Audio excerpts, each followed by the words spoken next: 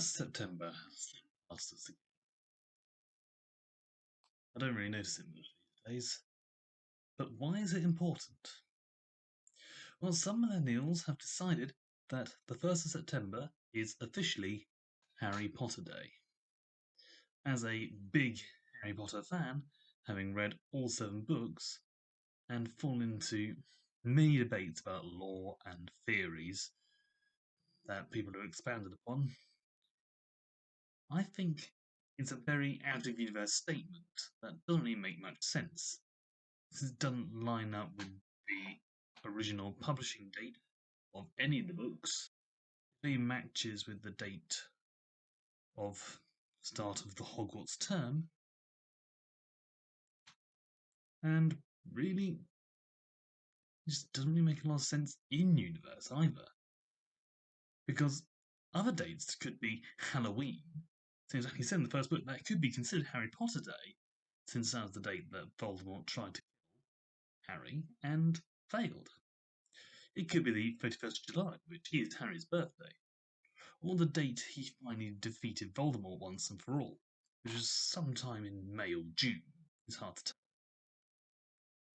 So why am I bothering to mention all this? Well, Harry Potter and its author J.K. Rowling have over the years received a lot of hatred from religious fundamentalists, who will claim it encourages children to pursue witchcraft and thus promoting Satanism amongst the young today. For some reason, this has led the Philosopher's Stone to be renamed the Sorcerer's Stone in US bookshops, which makes no sense and makes researching the item itself extremely hard, since it's not actually called the Sorcerer's Stone. The Philosopher's Stone is a well-known item sold by alchemists way back in the early days of science.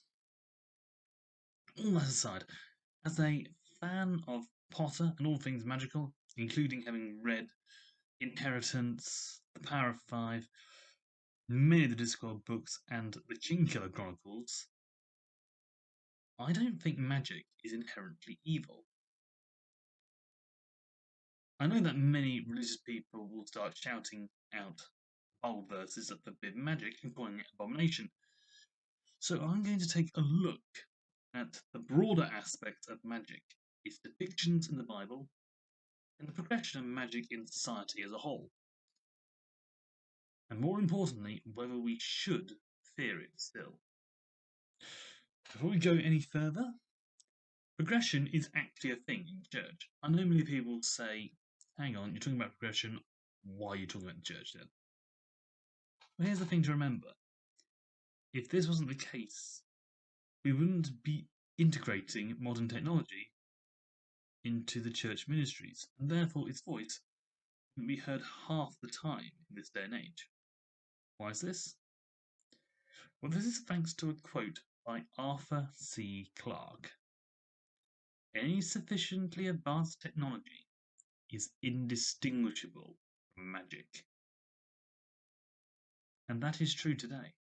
If the Apostle Paul, the founders of the Catholic Church, the witch-finders of the Middle Ages, or possibly the instigators of the Reformation of the Church, stepped into one of the modern churches, or even a cathedral, which is probably nearer to what they had, and saw PowerPoint projectors, heard the thunder of the organ blower, or the amplified voice of the clergy over the sound system, they would most likely be screaming in panic, running outside the church, thinking the demons were lurking in every corner, or that magic had suffused the very building itself.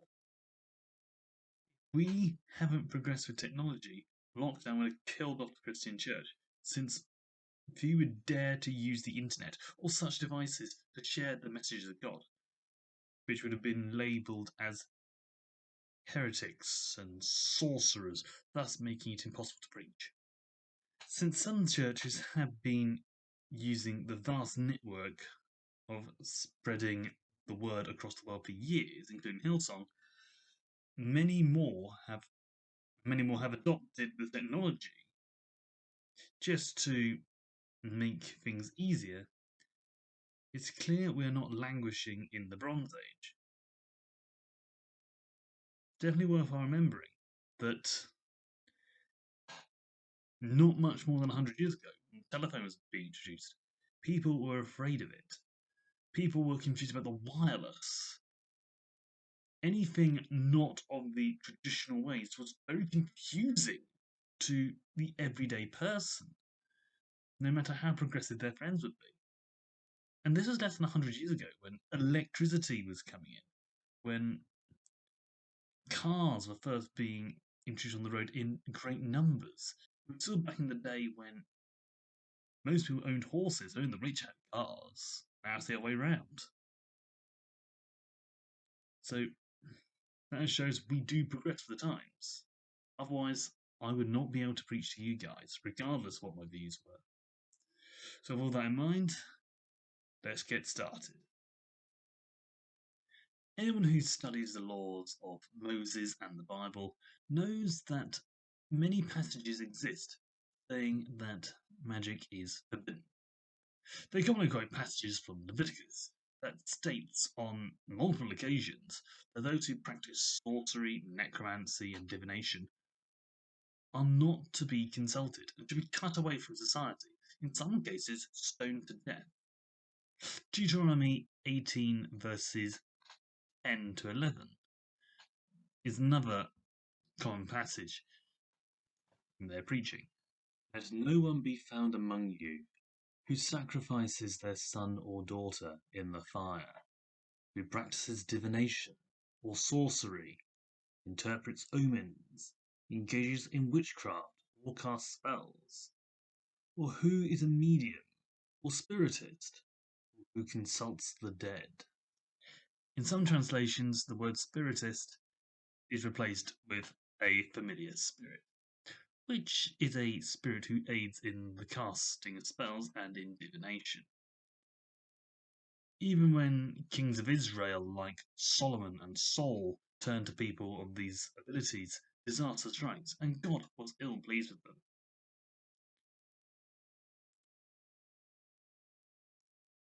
This doesn't really bode well for my feelings so far. However, many years ago, when I first started my channel, back when I called it The Christian Philosopher, before someone else nicked it, I'm pretty sure, I did a video on how God was magical, using a explanation from hard magic systems like in Artemis Fowl and the Inheritance Cycle to explain some of the miracles in the Bible, essentially saying that magic was the manipulation of energy.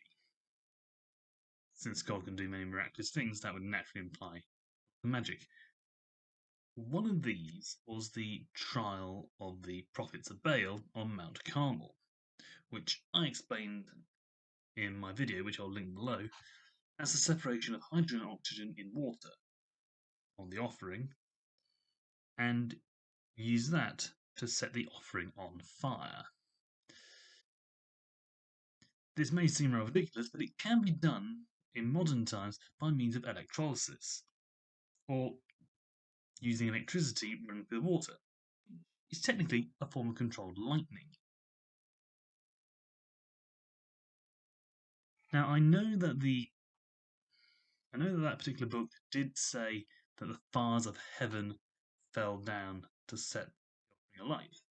However, I had a feeling that the fire of the Lord meant lightning.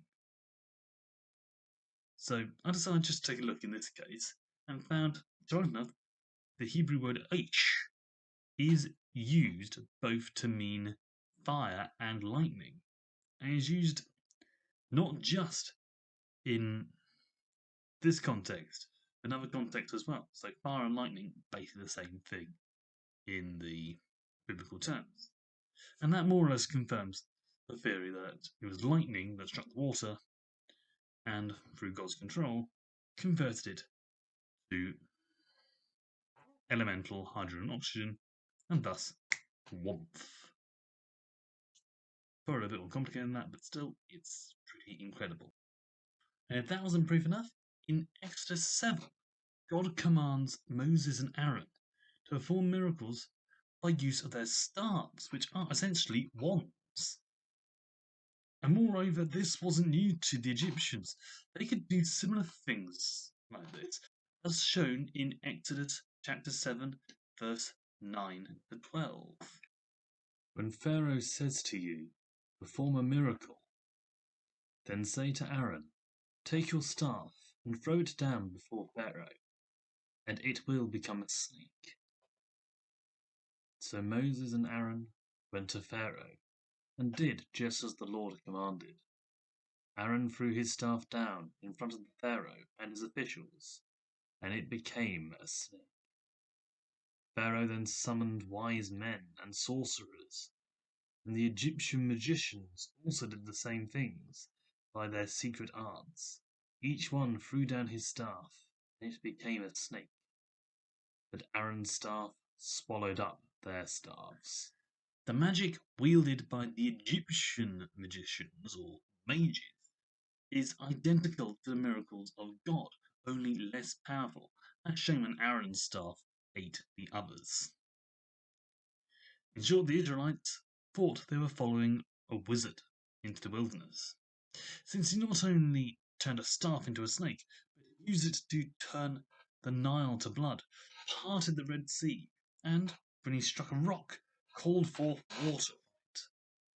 This shows that magic was used extensively by God, and often through his followers. Furthermore, prophetic dreams were well known among prophets of all kinds, and Joseph could interpret dreams as well. Worth remembering that other prophets of other religions, such as the ancient Greek religion, they had prophets, and they were all linked to gods. There's a difference between the prophets, or the oracles, as they were known, and the seers. The oracles were linked directly to the spirit of gods, whereas seers, they performed divination or just got an idea what was going on.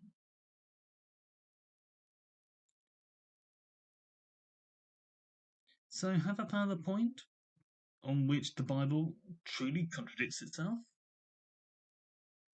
Is this really where magic is actually a good thing? Well, I don't think so.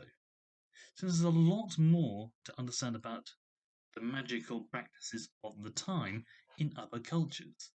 That could certainly make it an abomination in the Bible. It's worthwhile noting that many passages forbidding magic, or consulting those who do, mention those who practice specific magics that often result in all manner of dark and satanic rituals.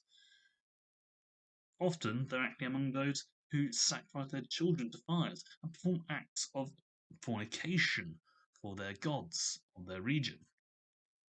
Many cultural links result in the blanket ban of magic. Depending on the specific practice, it is easy to see how God can view it in such a negative manner. Necromancy often involves sacrificing animals so the dead may drink of the blood, and thus you are able to draw information from them. Some forms of divination, which also include finding omens, involve killing animals, gutting them, and interpreting their entrails. And blood magic, or sorcery as it's often referred to, can result in open wounds that can get infected. Thus, if you don't know the practice of blood magic, you'll naturally think, hang on a minute, blood magic, they'll be using other people's blood. So that's naturally a thing to be scared of. In short, just by going by the forms of magic covered in a video, or a video series by Mythology and Fiction Explained, a very good channel, I recommend checking them out, one can see quite a lot of practical and moral issues with the practice of magic, before we even get into the applications of the magic and the expectations of the users. Quite a few spells would have been used to harm people, The witches of Sumer and Babylonia had drawn up an elaborate demonology, and the practices of theurgy invoke the actions of one or more pagan gods. So, certainly, magic has its negative aspects that can lead one down some very dark paths. However, not all magic is inherently evil, and even halakha societies under Levitical law have practiced a wide variety of magic. As put by Wikipedia, practical Kabbalah in historical Judaism is a branch of Jewish mystical traditions that concerns the use of magic. It's considered permitted white magic by its practitioners and reserved for the elite. Separate the spiritual source from Kolom realms, pronounced anyway, of evil, if performed under circumstances that were holy and pure. The concern of overstepping Judaism's strong prohibitions of impure magic ensured it remained a minor tradition in Jewish history. Its teachings included the use of divine and angelic names for amulets and incantations. I remember listening to an audiobook a while ago called The Genie and the Golem.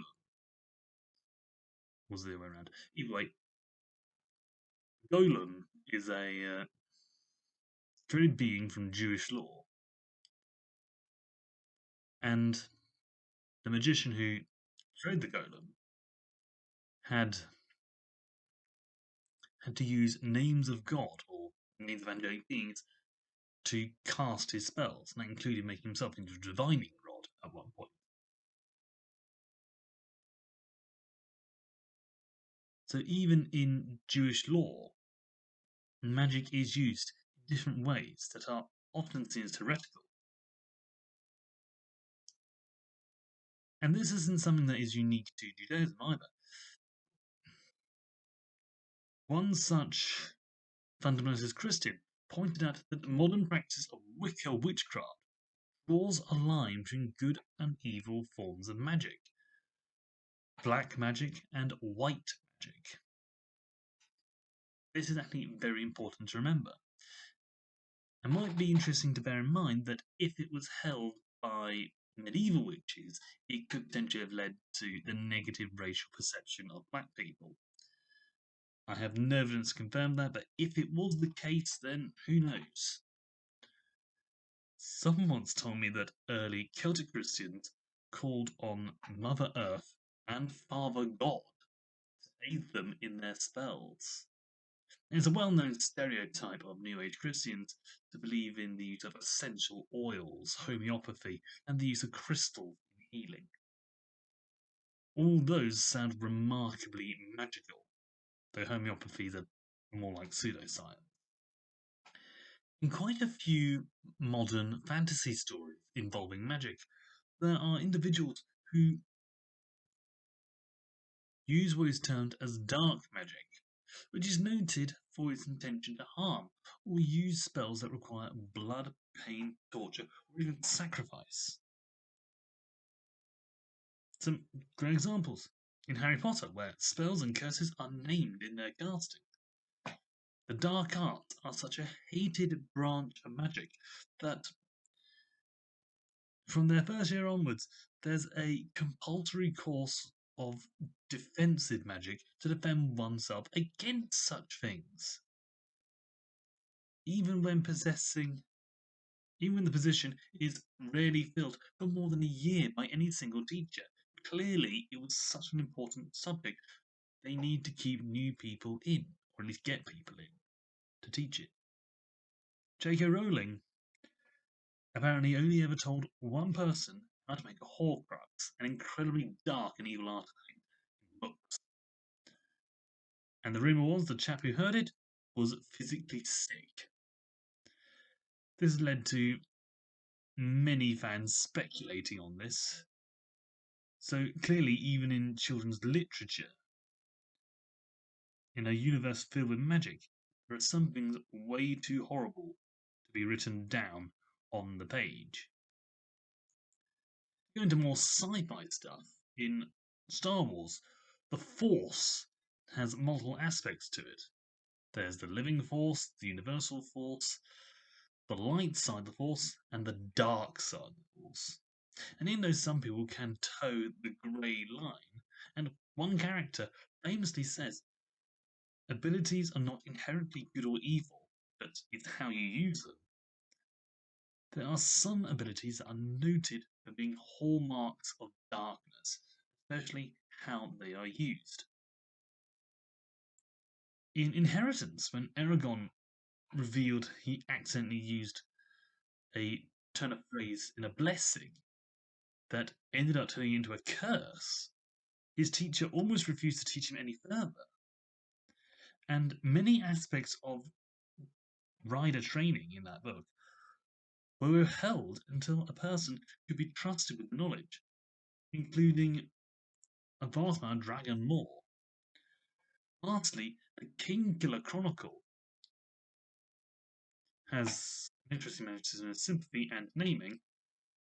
I won't go into that, but basically, if magic is used against someone in a malicious manner, it's not only frowned upon, but it's grounds for expulsion from the university that taught that magic. They're not fools. And this clearly demonstrates, both in modern fiction and traditional magical teachings, that there is a difference between good and evil powers. This shows that magic has its good and bad effects, and it's how people choose to use them that make the difference. If we're to use a more modern example, because the internet is terrible, it's dark, it's used to spread propaganda, it's used to spread false information, used to spread pornography, it's used to spread all manner of horrendous things across the internet. And yet many of us Christians are still using it to spread the word of God, to promote church services, to teach people about the law. Basically, just shows that great powers require different minds in order to operate them. And how we choose to operate them is the difference.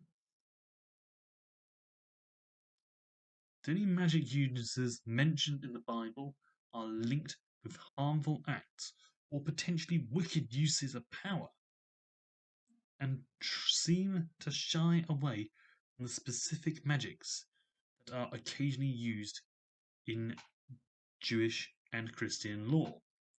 Note it doesn't say ignore oracles. It says ignore people who interpret omens or use familial spirits. Whereas if you're an oracle, you're connected with God of some sort. That is why the prophets were able to stand out. And in fact, I think it was in Homer's Odyssey. There's Odysseus had to go into the underworld and find and perform a necromantic ritual in order to bring one of his own prophets, one of his own seers, to him so he could get answers, similar to what Witch of Endor did to Saul, and thus supposedly summoned up Samuel. Whether either one can be considered true is debatable. But that shows that both were going for profits. One may have been a false prophet, the other may be the spiritual prophet being impersonated by a demon or something. But that just shows that those sort of things can cross laws. To say magic as a whole is evil is like saying all religion is immoral due to the things written in their holy books. As I said, it's like the internet spreading lies and such. It takes a deeper dive into the teachings and the practices to determine whether something is definitively one or the other. The fact that both good and bad magic is mentioned in the Bible shows that neither were alien to the people of Israel, and God clearly knew there were abilities too dangerous for mortal men to wield. Add that to the consultation with demons, who, by popular culture, are clearly not beings you want to mess around with. The sacrifice required to rituals, and the fact that any of these can result in long-term harm to oneself and the community. And one can see why the Bible labels these practices as abominations. But only these, not of magic as a whole. Specifically, ones that can cause more. Take very careful note of them, is all I can say. So before I sum up, I want to mention one thing that, as far as I'm aware, hasn't been brought up a great deal. Now, the Harry Potter books get a lot of flack. More flack than any other books on the controversial topics. Classic example is Philip Pullman's His Dark Materials, which not only features witches who are beautiful, vengeful, and immortal, but actively has an anti-church theme and a general plot of killing God. Yep, no joke. In fact, one book I was using for reference earlier, Subtle Knife. You know what that knife is sometimes called? Isahetra. That is Old Norse for God Destroyer. Seriously. That's the book.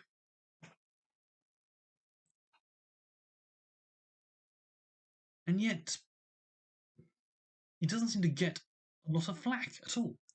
Yes, they can be hard. It can be a hard series to get through if one doesn't keep at it. But the fact that the first book takes place in a world where everyone has an animal-like embodiment of their true personal self, called demons. How do they miss that? I mean, they're practically familiar creatures known as demons.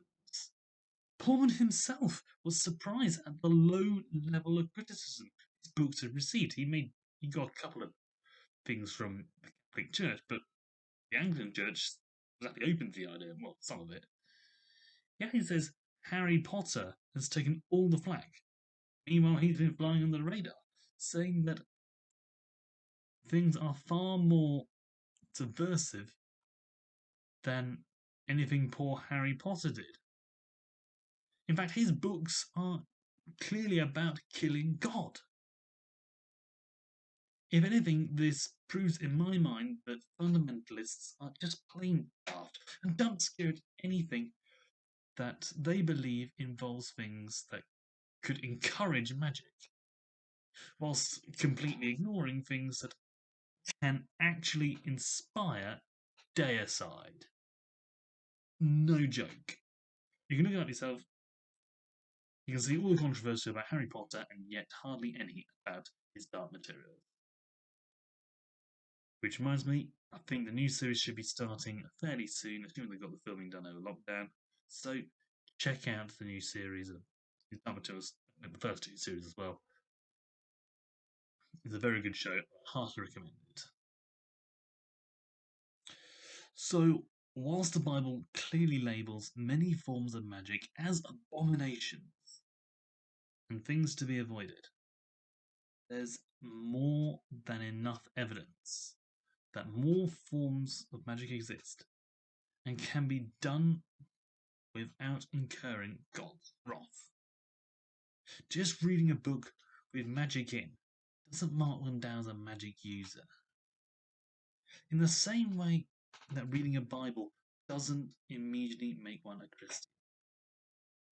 Just reading about how a young boy found who he was and learned to tap his potential isn't going to send a child down the path of Satanism. Sometimes the vivid nature of the satanic texts that actually lead people down that path, which get more to do with parenting than the publishing issues. The church has banned many things without a care of what it means or what we can learn from it. Classic example being the Great Library of Alexandria. Hundreds or maybe even thousands of years of knowledge gone. But God himself is a magical being. There is plenty of magical abilities shown throughout the Bible. So God telling us to avoid magic of all costs is a bit hypocritical. He's magical himself. But he isn't.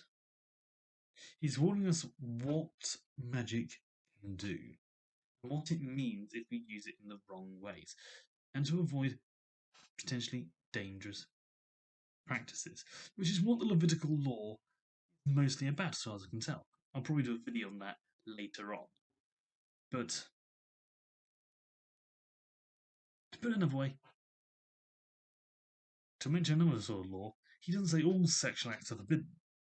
He specifies them for the obvious reason that those ones make the most risk of spreading sexually transmitted diseases and are more likely to result in not only a wanted pregnancy, but also potentially genetic defaults through inbreeding. And don't get me started on bestiality either. Don't get me started there. Furthermore, if we take the food laws, just by going with the meat, he doesn't say, no, you cannot eat meat, you must only eat vegetables like it was in the beginning. He doesn't say that, no. He points out animals that we shouldn't eat, like, say, the carrion birds, meat eaters, and certain insects, known creatures in the sea, that are not fish. So, we just have to be careful of what we do. That's all. Because some of those practices can lead us down dark roads. People say that drugs aren't a problem. They can be. There's a reason why there's very strong advocacy against drugs. Because it's all too easy to get caught up in them and get dragged down some very dark paths. I myself, I drink fairly generously, but I don't go out of my way to get completely hammered every week. That is the most drink I'll probably have this week. A good glass.